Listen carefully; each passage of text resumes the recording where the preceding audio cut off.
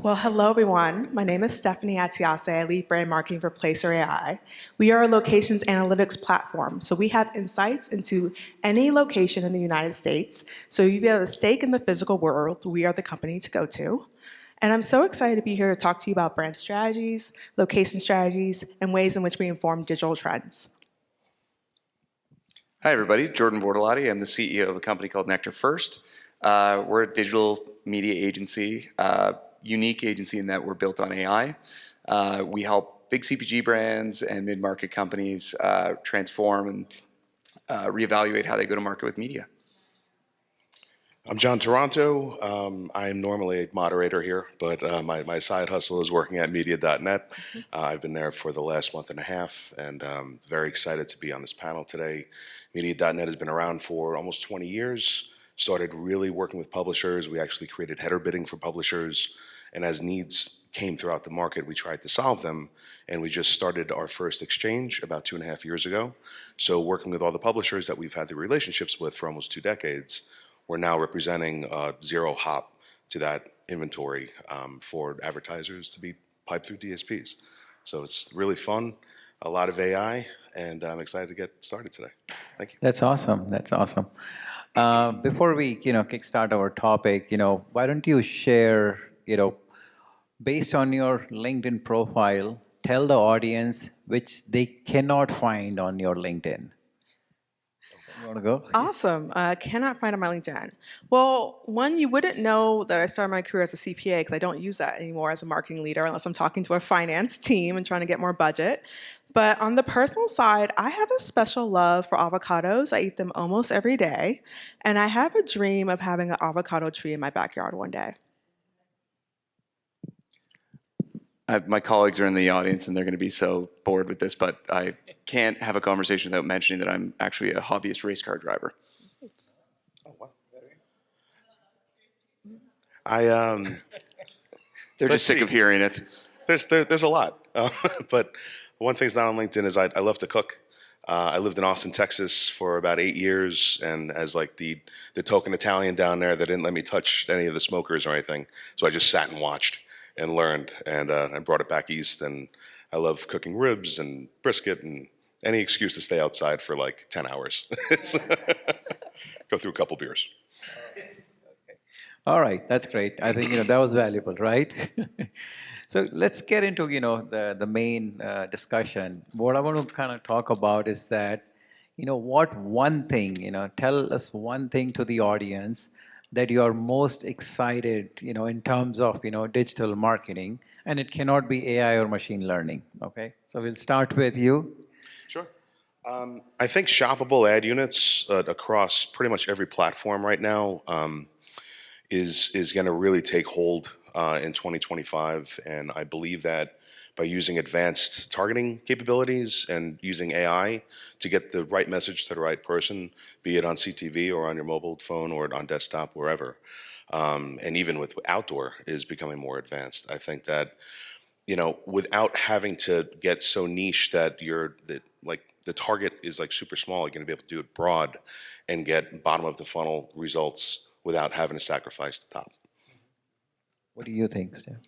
I'm really excited to see how market research trends are going to change and impact digital strategies. So if you think about traditional market research, we typically look at focus groups and ethnographic research, but now we're able to actually look at platforms that have location data in them and are able to differentiate audiences in a way that makes sure that you're targeting the right folks. And so I'm super excited about thinking about ways in which you can make all digital strategies more local and ways in which you can then use that information to target audiences that are going to make more of a difference in your business. Very nice. And John, you? I think this is going to be the year that a lot of marketers start to actually play with the tools we built for them. And I think given the platforms have evolved to create very user-friendly interfaces, and this will be the year, we say FAFO internally, but for the sake of the panel, it's a bad word, but it stands for mess around and find out. And so as brands start experimenting and actually adopting these platforms and using these platforms, that unleashes a whole other powerful engine internally where client ambition starts turning into reality a lot faster. Any of you bullish or bearish on XR, which is integration of your AR, VR, and mixed reality? What do you think, John? I think that it's been getting there. I feel like we saw it here like 5 years ago at CES, and it's still like in its infancy. It's like I feel like it's like 10 years ago. It's like, oh, this is gonna be the year of mobile. Like this is like gonna be the year of AR and AI and that type of experience, like a user experience. I think that it's actually hitting a different market within healthcare.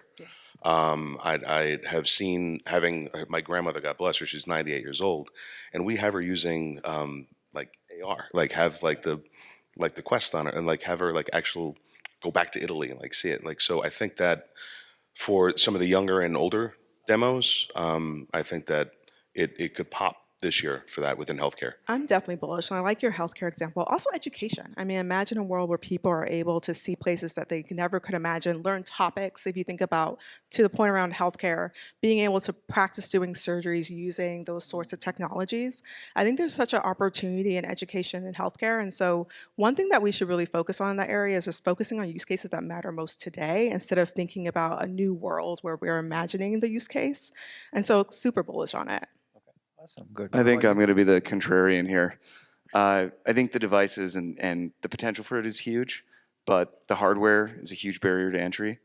And I think the last 5 years of our lives, especially with the global pandemic, people are valuing the real world more than ever. So getting back out, going to concerts, experiences. So I think it has an uphill battle, but I think long term there's a lot of utility and application as the costs come down for it to play a meaningful role. Well, that's a good point, but let's segue, kind of laying a foundation for the next question, which is, we all talk about like new, shiny, rising technologies and everything, right? So what's some of the potential like risks and challenges associated you guys foresee, and you educate your clients that, okay, tread this path, or, be careful, or, we got it. So how do you, approach and help your customers and clients, chase the shiny new technology? Maybe, John, we can start with you. Yeah, sure. Obviously, the biggest risk is ROI, right? So you don't want to put all your eggs in one basket. You don't want to just chase that shiny penny. Like you want to make sure that you're doing A/B testing. Make sure that as you are researching a new vendor to work with, that you're asking for case studies that are within your world. So if it's a But if it's a brand new technology, there are no case studies. This is true. So then, as you A/B test your existing, build on what's working with what you're doing with that company or as a brand new, and see how that works in bites. Do it in small doses and then build on that, so that short term could actually become a little bit more long term. Because if you don't do that, you could really put yourself at risk, and then it's harder to get those budgets back if you try something new and it bombs, right? So if you're doing it smart and doing it like short, like within a quarter or even within half a quarter, and then build on that. If it's in the programmatic landscape, which is where we sit, like you want to make sure that like your SPO, your supply path is directly with publishers. You want to make sure that the hops aren't there, that the taxes aren't there. So like doing the research and understanding, even if it's something brand new, that your ROI is going to be baked in for success before you take that jump. And I think, it kind of ties in with the mentality of test and learn, right? Yes, Like exactly. we always hear the term, fail fast, learn fast, right? Yeah. So kind of. And it's okay to fail. I mean, we could fail your way into success all the time. We've been doing it forever. Yeah. But if you don't give it a shot, you're never going to grow. Got it. Yep. What about you? What are your experience? So we like to evangelize that it should be built into your commercial model. Innovation shouldn't be something that is compromised from your bread and butter. So as an organization, change management's really hard. So you have to plan for it. And you have to assume that there'll be new technology. You have to assume that there'll be test and learn scenarios. So then you're not weighting it the same way as you would your core marketing objectives. And so that, to us, having that center of innovation and a partner that can help you drive that is, we think, the path to success. Stephanie, do you have anything to add? Or? Definitely. I think baselining your business, I think sometimes people think that they don't understand where they're going and they don't actually take the time to understand what the gaps are in their business before they ask the strategic questions of a data provider. And so really getting a good sense of where your customer gaps are, making sure you're going to the platform and better understanding the questions that you need to ask, and then also making sure you're clear on what some of the objectives are going to be once you get those answers. Because to the earlier point around change management, when insights change or your metrics change within your organization, it can get very uncomfortable for people. And so once that happens, you need to re-baseline the organization and think about some of the growth drivers that you're going to pursue, and then get people comfortable with these new trends. So for example, we had a restaurateur who was looking at a radius of like 5 miles around their restaurant for their marketing strategies. And what we learned based on looking at psychographics and other behavioral data was that there was an expanded trade area for them. And so they were able to grow their business tremendously afterwards. But it was a huge lift for them to rethink their strategies based upon their previous baselines. And so as you're thinking about your change management effort, it's both being clear on where you want to go, knowing the right questions, and then really being thoughtful as the baseline changes. I love that. And, personally, I feel, location is the new currency for marketing. Absolutely. I mean, that's, you can really geofence and make, creatives and content really resonate based on the location. So, Stephanie, tell us, some of the best practices. Like, how do you even start? What are Yes. some of the learnings you've got? Like, Yes. what are the do's or the don'ts? What do you Yes. think? And tell us the audience. Yeah. Absolutely. So, as a marketer who came into location analytics, I joined because I truly believed in the ability to better understand your audiences. Sometimes you have this target audience and you think you know them, but the reality is we're very multifaceted. So, some of us in the morning, we may go grab a Jamba Juice, then we head over to work, we have our favorite restaurant, maybe we go to Kava, and then we want to go to Orange Theory. But if you are a Kava restaurateur, you may be saying, oh, let me just look at my competitors to better understand where my audience is going. When the reality is you need to be looking at Jamba Juice and Orange Theory to better understand what they know, what they love, where they travel to, and how best to engage with them. And so really looking at any location within the United States as a potential opportunity to learn more about your audiences. And then the last bit, and it's going back to the earlier point around strategy and change management, is like trying to think through how it can be embedded into the way the organization thinks and learns, right? Because location analytics is, for some people, really new, especially in traditional businesses. But the way you get people embedded into those insights is to get it involved in every aspect of your strategy. And so make sure you're working with a locations analytics provider to learn more about how you can embed that information. No, that's great. And personally, one of my favorite campaigns of location-based is Burger King. A few years ago, Burger King wanted to, drive app downloads, and guess what they did? They triggered real-time coupons, people going to McDonald's, hey, come to That's awesome. Burger King. Love it. For $1. Think about it. They increased downloads crazy. That during that, I think 6-week campaign, Burger King app became the #1 app in the App Store. So it works, right? It definitely works. We have 4,500 customers for that reason. Awesome. Anything? Have you an experience on location-based? I mean, with media.net and just the size and scope of the amount of impressions that we have and the size of, and the way that we could chop it up and get the right message to the right person, location is so key. Working with our clients, working with brands, and really understanding like what's the most important thing to them, like using the right creative for the right location is so key. And like being able to have that AI in your back pocket to actually have that right message get out to the right person based on where they are or how old they are or if it's seasonality or whatever it is, but like really like that location, because it's a totally different message to somebody that's in Kansas compared to somebody who's in LA or in New York. Anything you want to add? I'd just say it helps fill a lot of gaps in the measurement.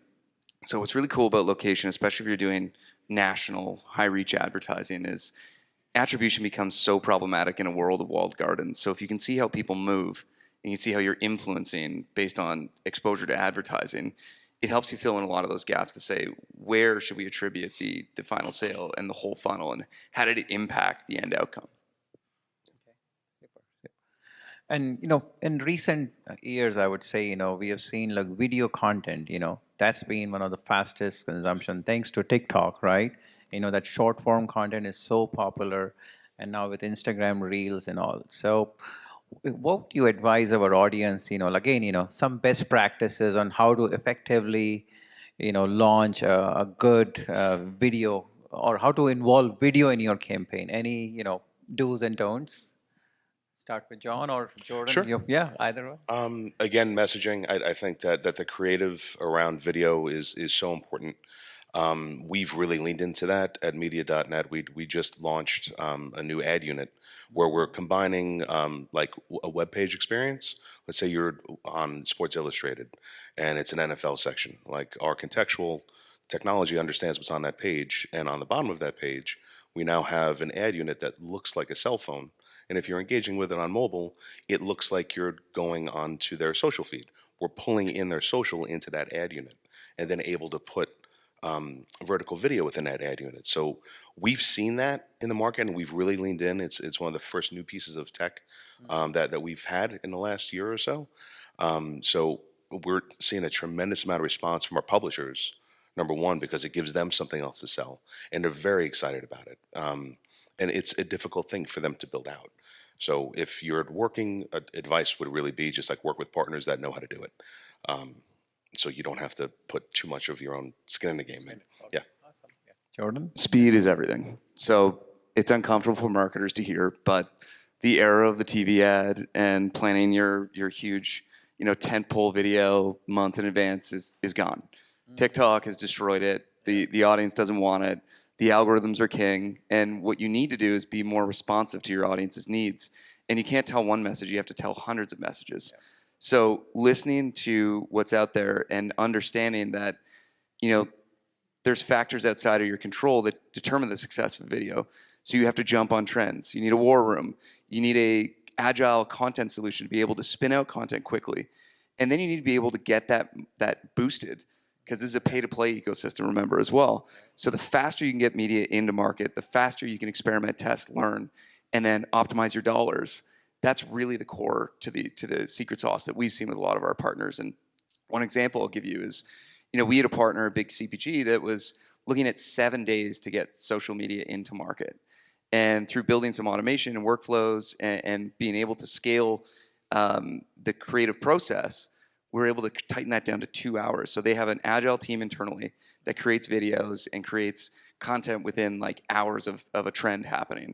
But then they were waiting 7 days for that to get media into market. It's like, it makes no sense. Yeah. So now it happens in under 2 hours, and the metrics are off the charts because the platform's like, great, there's something happening. Someone posted a video about it. It's getting paid support. It becomes a truly impactful strategy. Brilliant. Yep. Stephanie, anything? I absolutely love everything was just said. I want to add, video connects the most to people when they know who the person is and they follow them and they have a strong relationship with their content. And so one thing I really love about the Placer.ai platform is we have a partnership with Persona Live and Spatial AI that helps you understand your audience's influencers. And so essentially imagine a world where you know your audiences, but you're really trying to find the people that you should show within your videos. You can then look on this platform and better understand locally who are the people that are going to resonate most with your audience, structure the videos accordingly, and really make sure your dollars, your social media dollars, are being spent effectively. So video is important not just in terms of the content, but also the people who are presenting those videos to your audiences. Great, yep. Okay, so as we are, kind of launching innovative digital strategies, right? There's always a balance between short-term and long-term, right?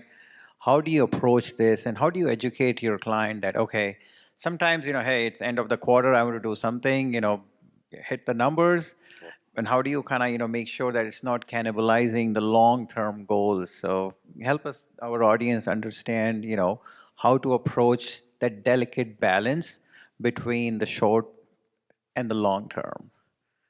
I think you got to start with the jobs to be done, right? Like what is for every individual brand or every marketer, what are the jobs that need to be done? And then you look at, is it a long-term problem, or do I need a short-term solution to stimulate sales? And the two can coexist.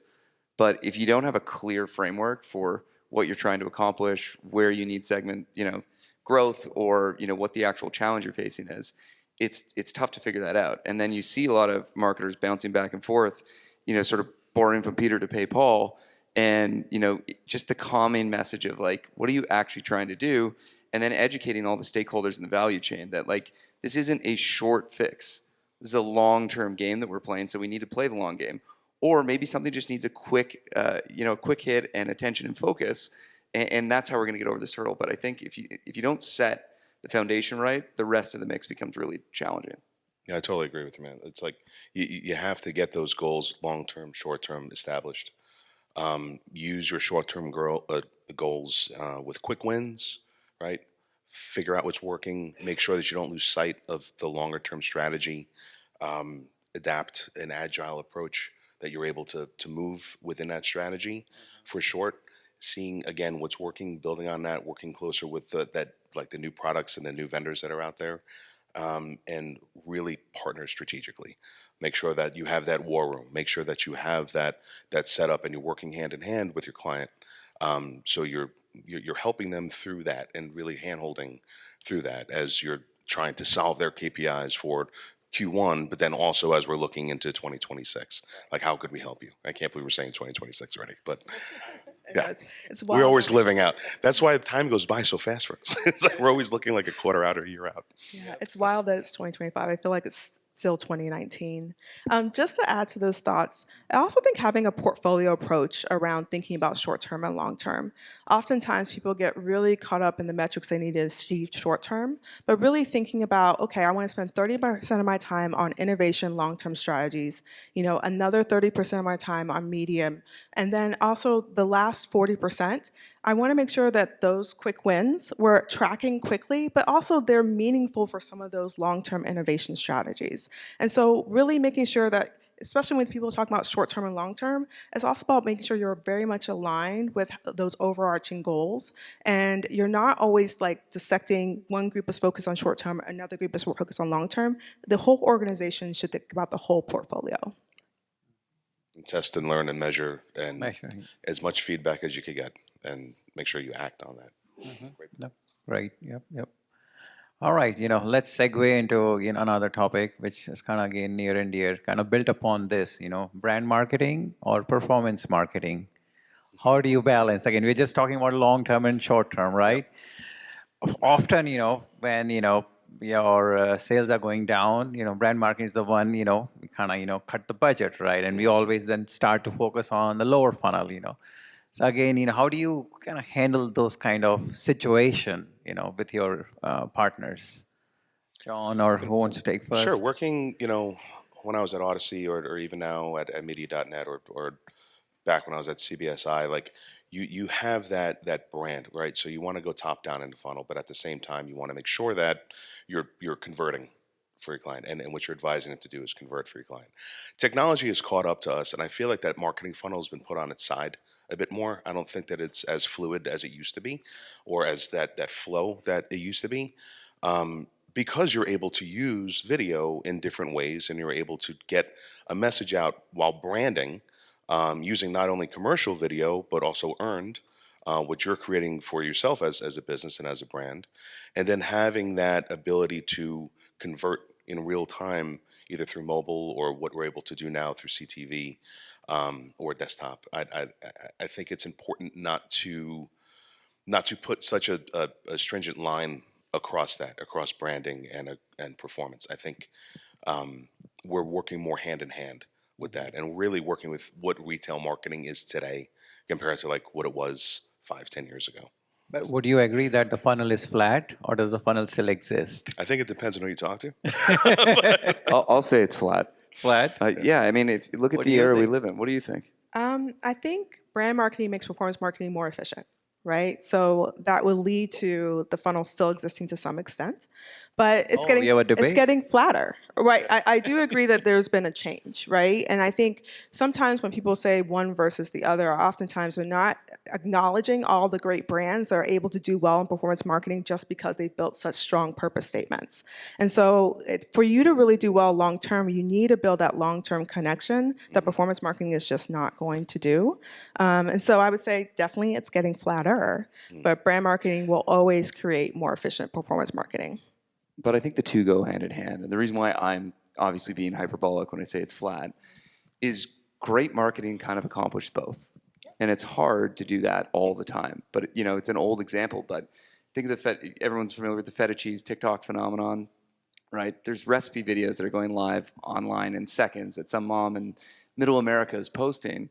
And then millions of people are rushing to the grocery store to buy it. And they may be buying a brand that no one's heard of before, right? Because it's in the video. And so if you take the approach that, you know, your new job as a marketer is to make as many connections as possible on the platforms where your audiences are, and that you have to make some kind of impression on them, you know, whether it's performance oriented or getting your brand out in the world, the principles are still the same. So I think as you plan, you need to rethink that paradigm of, okay, the funnel existed before because we had to invest a lot of time and energy in traditional channels that had long planning cycles that had to be bought up front, and their production value was super important. And so that was building brand. But then we also had, you know, more direct response marketing that was faster and quicker, and it was designed to, you know, stimulate sales. That's been totally flipped on its head today. Can I add to that point? Brands that do well long term are connected to the actual quality of the product and the experience, right? So you gave that fettuccine example. Yes, a lot of people may buy that fettuccine product in the short term, but unless they are able to consistently deliver for that customer, and unless these influencers want to continually talk about that brand, there's no way it's going to be successful. And so that's why I ultimately think brand still is at the top, because performance marketing is all about consistently delivering a brand experience that people want to continually engage in. We're seeing a lot, even like with our agency partners, we're seeing like the social teams and the video teams and even the search teams start to meld in a way that really wasn't, there was very hard lines between those teams. And now they're working more together than ever before. Number one, because they're consolidating within the agency, but those different platforms work very well together. And you're able to, get maybe a larger social budget because of the video that is in it or because of the content that's in it. So I think it adds to your point, and it's a different world right now than what it was. What about for you at Verizon? I don't know. I cannot Abhi, comment on that. you've been asking a lot of the tough Yeah, I've been questions. asking a lot but- of questions over there, man. What your thoughts are? No comments. Anyways, I'm the moderator, so I'm the one asking questions today. So No, we want to hear your thoughts. sorry, no comments. But anyways, let's segue. So another topic. Tell me. There's so many technologies which come and go. Okay, tell us the audience a technology you were very, very excited about, and then it kind of fell flat. Each one of you just give us one example based on your experience. It rose and then kind of fell flat, or it did not meet the expectations at all. MySpace. I was really bullish on MySpace. You really jumped, like Friendster. We jumped in deep on Friendster. Yeah, back in the day. lost a lot of money on Friendster. Yeah. I think that like AR, like that technology that we really thought was going to take off in a way and became cost prohibitive, was something that we were not expecting. I think when you like in the world of just straight media, the advanced technology that we have now for targeting and the messaging that I keep going back to this, but that is really customized to that user and adds to that user experience is what I'm really excited about, because we've been saying it for years that people don't hate ads, they just hate bad ads or ads that don't appeal to them. And what you're able to do now with CTV is like very personalized based on the IP, like based on what is in that household and what's driving that commercial into that household. Like I'm getting a totally different clustered within that pod break than my neighbor might be. So I think that is something that I'm excited about, and like what you do online, what you do on your phone, or your actions really do dictate what you're going to be exposed to. I I agree. Like, you're able to, customize ads according to a household, on the same lane, this address is seeing a different ad, and yeah, love that. What about Yeah, you? I'm I'm not going to talk about one that fell flat. I'm going to talk about something I'm really excited about. So, I'm super excited about the growth. Naturally, we've been talking about AI and machine learning and how it's going to impact robotics, but I'm specifically excited about ways in which it's going to create efficiencies in how businesses serve their customers and engage with their customers, and then further impacts the way in which we showcase products to customers. So if you think about marketing strategies, we're oftentimes thinking about ways in which we can showcase how people are engaging with a product. But imagine a world where we're able to showcase how different types of robots or different types of automatic vehicles or any other sorts of technology are engaging with different types of products in order for people to learn about that product quicker. And if you think about how that could be applied in different parts of the world and learning about new products, I'm super excited about ways in which that might impact marketing trends. And the shopping experience. It's super cool when you think about at a retail level what some of the retailers are doing and how technology is going to enable just a much more personalized in-aisle experience. The full funnel is going to come to life. And I know I said it was flat earlier, but you're going to get did you change your mind? No, I mean I'm still pretty flat, but you're going to be able to investigate, do your research, have very personalized interactions with the brands you're interested in. There's a future where there's probably an agentic model where someone goes and does research on your behalf. But then when you get there, navigating the store and navigating your cart is what gets me really excited. All right, that's a wrap. Thank you so much. Okay. Thank you. Thank you very much.